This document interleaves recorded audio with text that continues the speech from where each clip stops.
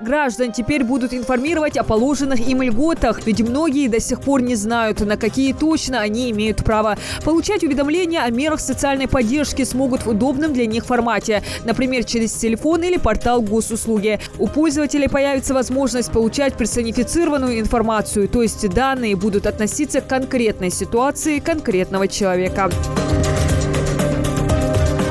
А медработники, лечащие больных с коронавирусом, с 1 декабря смогут пожаловаться на невыплату, неполную выплату или задержку выплат через интернет. Жалобу можно оставить и на портале госуслуг, либо подать через сайт ФСС. По результатам рассмотрения проведут проверку.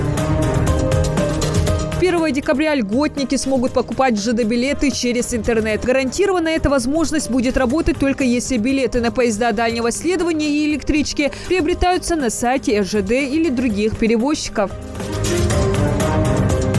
В декабре изменятся и правила выдачи листков нетрудоспособности. Минздрав принял их осенью этого года. С 14 декабря больничный лист можно будет выдавать в бумажном виде или в электронной форме. Во втором случае нужно письменное согласие самого пациента, а также помимо паспорта СНИЛС. Порядок приводит те случаи, когда листок нетрудоспособности должен быть именно бумажным. Выдавать больничные по новому закону смогут в том числе ИП и частные организации с медицинской лицензией. Врач или фельдшер не сможет выписывать или продлевать лист нетрудоспособности единолично. Это должна будет делать врачебная комиссия.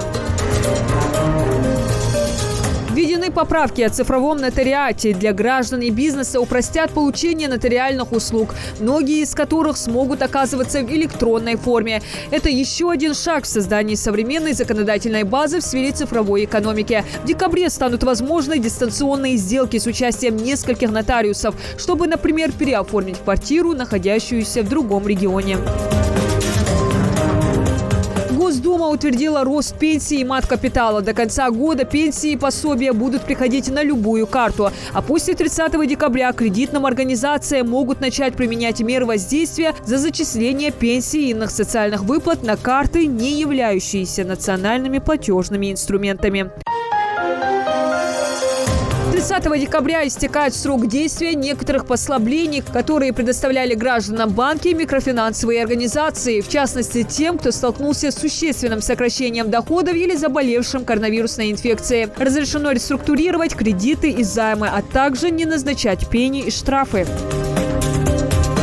Судебным приставам вернут права. 31 декабря истекает срок, в течение которого приставам было запрещено арестовывать, изымать и продавать домашнее имущество должников граждан.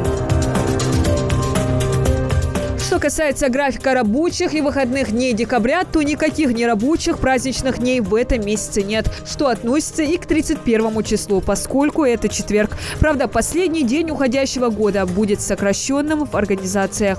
Диана Дударова, Новости 24.